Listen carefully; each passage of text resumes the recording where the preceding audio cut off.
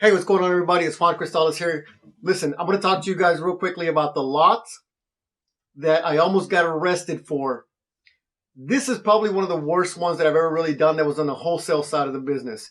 At the end of the day, we made some money, okay? We probably scraped out like 3 grand on this deal. But I'm telling you that after this whole thing was completely done and finished, I absolutely 100% was certain that it was not worth my time. Hey guys, listen, this one is number 2 in a set that I'm doing. And here's the backstory on this particular lot. A lady called me and she said, hey, I want to get rid of this 1 acre lot and we own it free and clear. So always one of the things that we do is we go through title company. We get title insurance on every single thing that we buy. We want to make sure that we're getting free and clear title.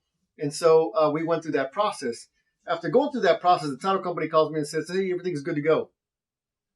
I went to the property to actually go check on it, double check everything else, And I asked the lady, I said, hey, any of the stuff that's on the property, is it going to stay or are you guys going to take it away? And she asked me, she's like, well, what are you talking about? I'm like, well, there's a car here. There's like, tools and like just a bunch of stuff. And she said, well, that's not our stuff. I'm like, well, whose stuff is it? She's like, it's probably the next door neighbor. So I had to go to the property over there and, I'm kind of looking around and everything else like that.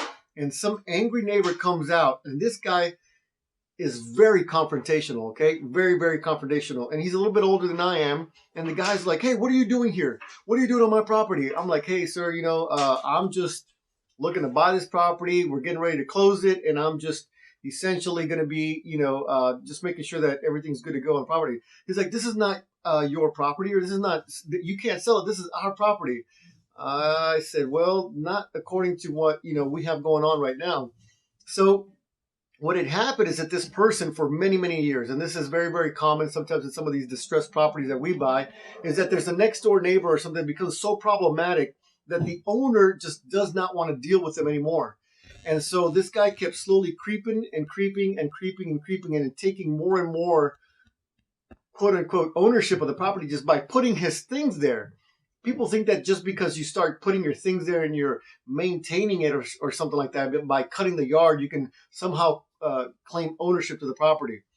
Well, this was a big issue. The guy got really, really upset. I said, hey, sir, look, here's a contract. I have my paperwork with me. No big deal, right? And he gets like right in my face. He's like, what are you going to do? You're going to hit me? I said, sir, I'm not going to hit anybody. I'm just trying to buy a piece of property. That is it. Nothing else. And so the guy gets really, really confrontational with me, and he gets on the phone and he calls the police, and like literally within like a minute or two, the police shows up and they're trying to figure out what's going on. And like, I'm like just trying to explain to the police officer, sir, I'm not trespassing. I have full permission from the owner. I'm looking to buy this piece of property right here. This is where the property line ends, and we're just trying to figure this whole thing out. I'm not trespassing on anybody's property. If anything, he's trespassing on this particular property because I'm not sure that the current owner has given him permission to be on this side of the property. Anyways, it's a big problem. And then the police basically said, hey, look, let me see your ID card. I'm sure they ran my ID card and they saw that there was nothing really crazy about me. Long story short, I had to leave. And the police is like, look, man, you got to get going. We're not in a dispute to settle this kind of stuff. If you have anything to deal with it, you're gonna have to go to court.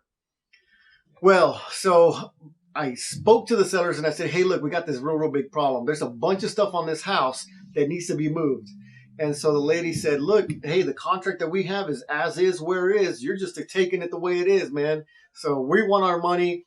We need to close this thing. We don't want to wait. And so now I'm under pressure, and it wasn't a real big amount of money. I mean, it was $13,000 that we were buying this lot for. I already had somebody on the hook to buy it from me for $18,000. The problem is that I couldn't do the assignment of contract, even though I had transparency with the seller. I had transparency with the end buyer. It was just becoming very, very problematic because of this person that was living at the property. I couldn't even drive by the property. They knew my vehicle, and every time that I drove by the property, they would come out and say, hey, we're going to call the police on you. Very, very stressful. At the end of the day, my end guy, he really wanted the property. And I explained to him the entire situation. And he said, look, unless this person moves all of their things off of the property, unless we can legitimately just put a fence line on it, we're not buying it. And so now I'm under pressure because I have to perform from the seller side. to be able to buy the property and then resell it to the end consumer. So what ended up happening was I had to call an attorney. I said, hey, here's the situation. How do you think that I should address this? He gave me some guidance and basically told me, like, look, here's the situation with this particular person, how we can address it. And so we had to serve that person with some paperwork basically saying, hey, look, you're trespassing on a property. But in order for me to be able to do that, I had to actually buy the property. So as a person who's under contract to buy it, I have really no real legal right to send this person a letter saying, hey, move your stuff over, you're on my side, blah, blah, blah, all that stuff. So what did I have to do? I had to perform. And so I had to actually buy the contract or buy the property, hold it in my company name at the time. And then after I held it, I did what I had to do with the attorney and all this other stuff. And essentially what happens in that situation is I had one set of closing costs when I bought it. I had another set of closing costs when I went to sell it.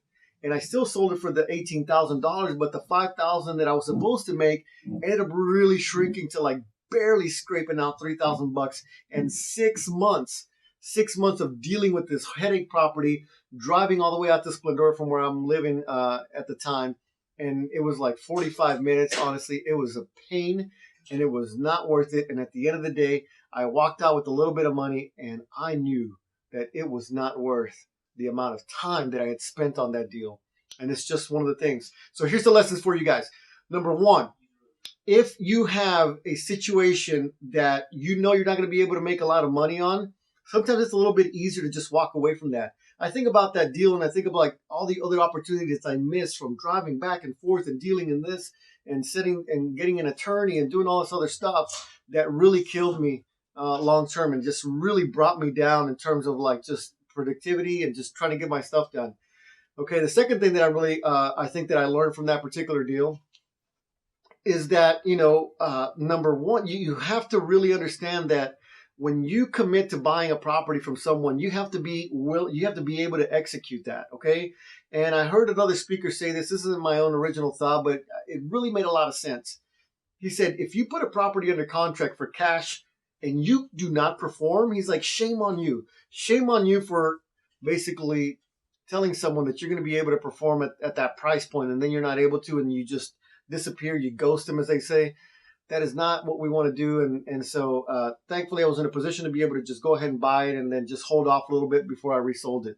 My big concern was that I wasn't going to be able to hold on to that end consumer and I was stuck with the problem property and a bad neighbor.